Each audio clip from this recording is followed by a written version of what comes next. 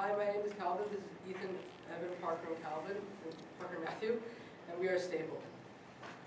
Every day, 9.5 million Americans take public transportation.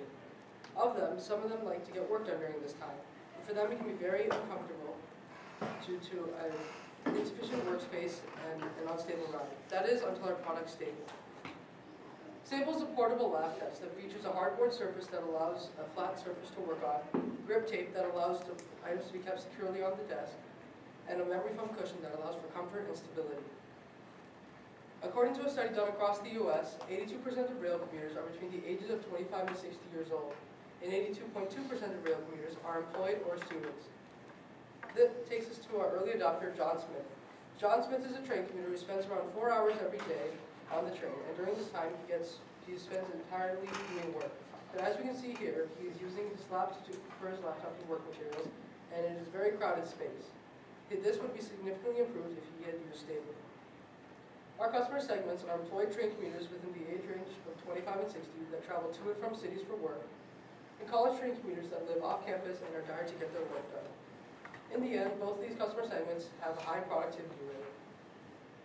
Our product Stable is placed in the travel accessory market. The U.S. travel accessory market is worth approximately $55 billion. Almost 17 million people take public transportation daily. Out of that 17 million, 8.25 take the train or subway to work. And out of that 8 million, 6 million are ages 25 to 60 and have office jobs or students. Using those numbers, we found our SAM, which is the U.S. train commuter accessory market, which is $159 million. Moving on to our competitors, our first competitor last year is priced at $35.99 with the dimensions of 12 by 21.1 by 2.6. Our second competitor, Guano, is priced at $39.99 with the dimensions of 12.8 by 17 by 3.5. Our last competitor is Sophia and Sam, which is a little bit more high-end, $53.99, and the dimensions are 14 by 18.5 by 3.5. And our product Stable, the price lowest out of all of them, $24.99 in the smallest dimensions too, meant to fit in your bags and meant to bring on the go. 10 by 8 by 1, and then our rating is to be determined.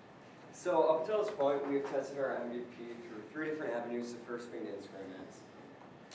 So the first Instagram ad we posted, as seen on the right, ultimately gave the Instagram user an incentive of 25% off our product, while the second ad we posted on the left gave them a chance to win a free $25 Amazon gift card in a giveaway, and both reached about 2,000 impressions, right? However, the ad on the left, the second one we posted, gained 7 website visits and 7 emails compared to the one that we did originally, which only had 3 website visits and 2 emails. So we noticed that the difference in incentive gave the users a different unique value proposition, so they actually went to our site. And we got a total of about 4,500 impressions, 10 website visits, and 9 emails collected, but it's a total cost of $34. And when it's like $4 per email, we didn't feel it was a very sufficient way, and we didn't feel it was necessarily worth pursuing. So we went and focused our time on customer interviews down at the train station, which I'll get back to in a moment. However, if they did click the Instagram ad, they'd be taken to Stable's landing page, where they'd be greeted by a light box asking their first name, last name, and email to subscribe for potential newsletters and discounts. And then going back down the site, you get to see an explainer video which gives a rough rundown on our product and what it provides for the consumer. But going back to the customer interviews, we did about 200 at the train station. One of us would go down to the train station. We try to talk to about 10 people per day. It's kind of scarce down there, especially after school hours. So we got exactly 56 emails out of the roughly 200 interviews we did. And we asked them 3 questions. The first being, if you saw this in the store for $24.99, would you be interested in purchasing it? Second question is, what did you like the best in our product? Third question is, what could you live without? So we got a variety of different answers, but the common theme we got was that the anti-slip pad had to go. You guys said the same thing. It provided not enough ventilation for the computers to actually go ahead, and they were going to overheat. So we changed the anti-slip pad to cat tone grip tape, which actually helped our cost of goods sold exponentially decrease. So that was super nice. Now we went ahead and we also changed dimensions because the last prototype we had, it was too big. Even though it fit on your lap great and could fit any computer that you could desire, it didn't fit in your bag properly. It was too bulky. So we decided to slim down the dimensions from 10 inches by 13 to 10 inches by 8 inches, making it much more portable to fit in your backpack and briefcase. The last addition we made is instead of using UPS plastic, which was too heavy, we changed it to a hardboard surface, which again brought the price down of making each unit. It was great for us. So we'll go ahead and So, two friends of our mentors agreed to test out our product on their morning and evening commute. They both had very similar feedback of the fact that the size was perfect for both laptop and iPad usage, as well as the weight was, like, one of our people said that they didn't even notice there was extra weight in their bag at all. It fit nicely under their bag, as well as the grip tape worked perfectly where their iPad or computer didn't slide off at any point during their ride. One of the suggested improvements was though to make the American cushion more of a wedge shape so the actual desk is angled towards you. And the other person said that they had a much bigger lap, so maybe increasing the size just for the lap size was the right way to go, not because it was too small for their computer or anything. Originally, we were planning to sell Stable for $39.99. However, that was when our cost of goods sold was about $13.41. But we brought our cost down to $4.38 per desk using the hardboard and the memory foam cushion. The grip tape was, so originally the anti-slip pad was about $8. The grip tape is only 75 cents per desk. And you have the cloth that we used to wrap the memory foam in to keep it from getting damaged that you guys suggested. It was only 90 cents, and the glue we're using is only 39 cents. Which means we brought down the price to $24.99 for about an 82.5% gross profit margin.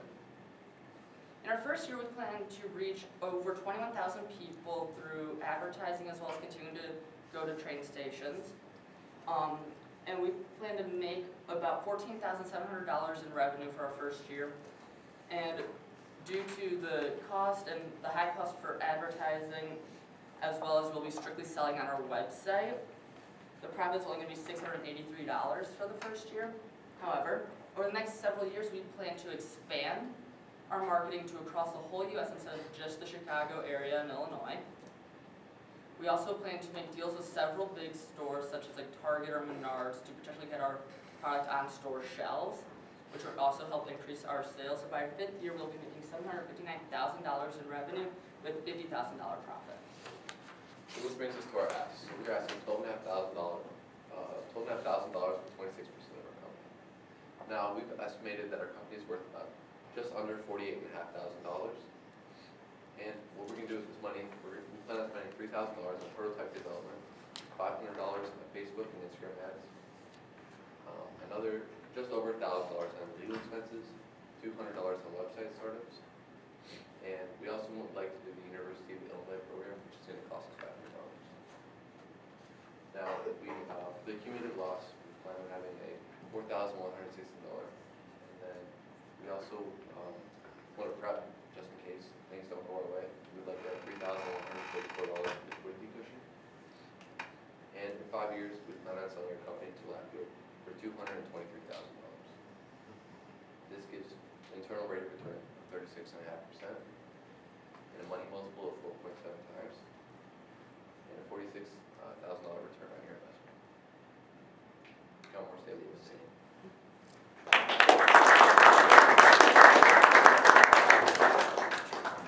Can you go back to the projections there, you have your 5-year projection? I just wanted to ask a couple of questions. Seem to stick out. You've got a cost of goods sold of $438, you're selling these for $24.99, but I believe your projection said you're going to make $1,000 or $600 your first year, and then just slowly going up. It seems like your overhead then is enormous. Exactly. It's the same thing as like, it didn't add up, your margin is so large. Yeah. Can you kind of walk through where those additional expenses are? So there's also the marketing expenses that we talked about, and to reach over 21,000 people, it's going to cost us a lot of money in our first year. And we just kind of plan to continue like to steadily increase our marketing costs, as well as we have a salary cost put in there, and just part of it is also to sell to stores, you have to sell us at a discounted price instead of like the $24.99. We plan to sell to stores for about $18. What else did you ask about? Well, it sounds like there's a lot of things baked in there, but the other thing you mentioned too at the very end, I think, was the return on our investment, 46,000 plus or minus. Wasn't that one of the last slides? I'm just kind of ballparking the profits there. It means you're dispersing and distributing everything to the investor, right? To get to 46,000. So if we're giving you 12,500, and our return wasn't it 46? Was that? Just curious how you get to that with the net profit that you're kind of showing. You only 4,000 left for yourselves, basically, is what he's saying. You give it all back. Sure.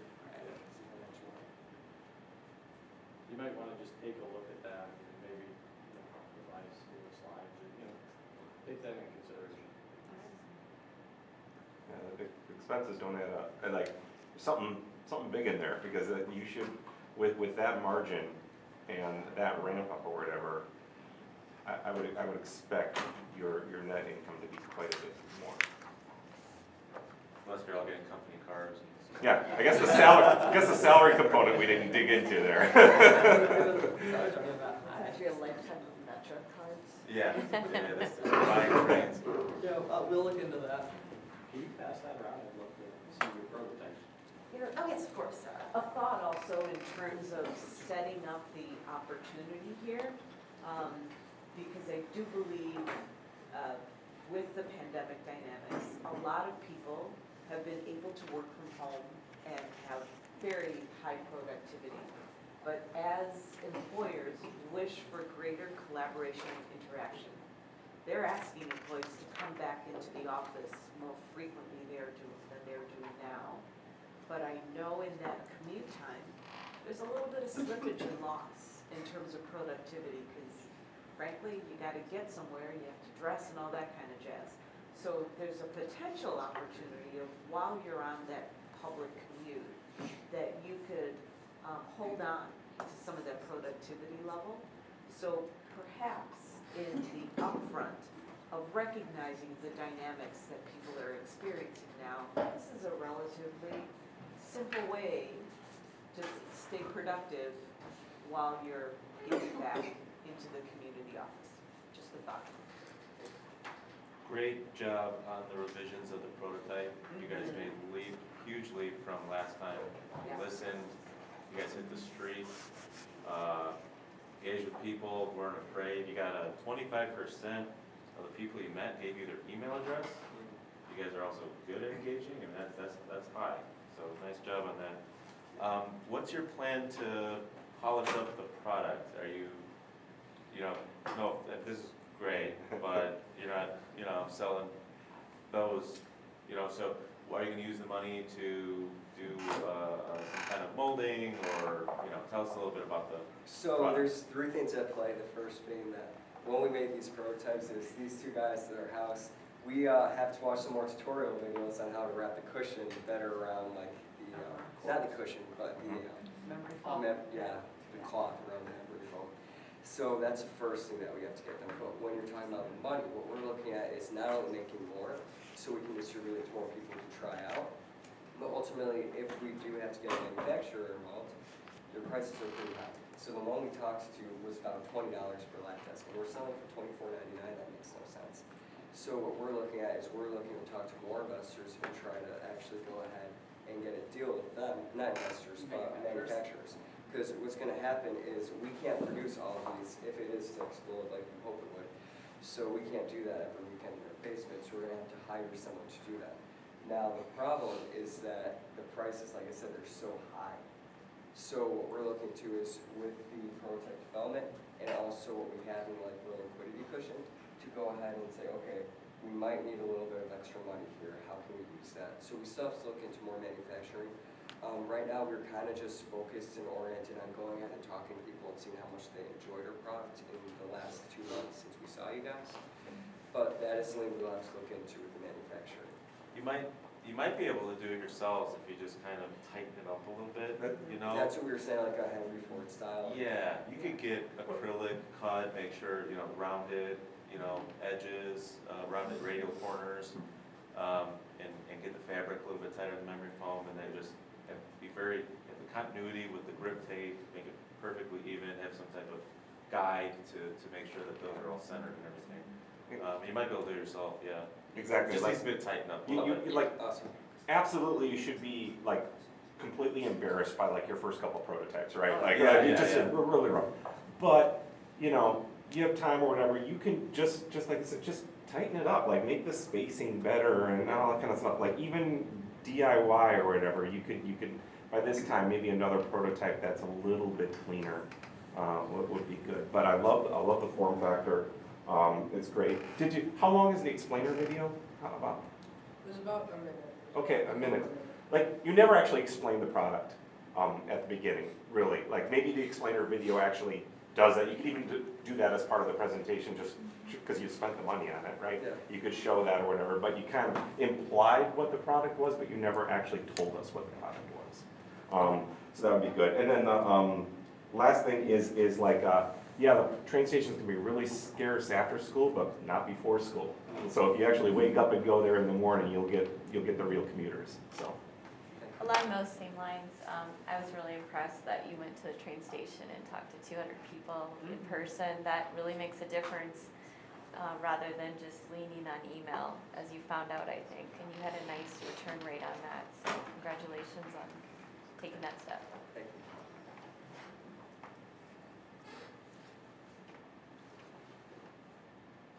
All right, I should also, what are your years here at school, and who's gonna move up to the sun? So I'm a junior, Will juniors, and I don't think any of us play on. I'm in, you guys. Oh, yeah, we're all except for Matthew. okay. So for the most part, it was an assignment, you guys did an assignment, but only Matt, you're gonna look to take this Yes, next sir. year. Yes, sir. Nice Yes. job on the iterations, guys. So Yep. if you need some smart kids there. Thank you guys, we appreciate it. Good job. Thanks, guys.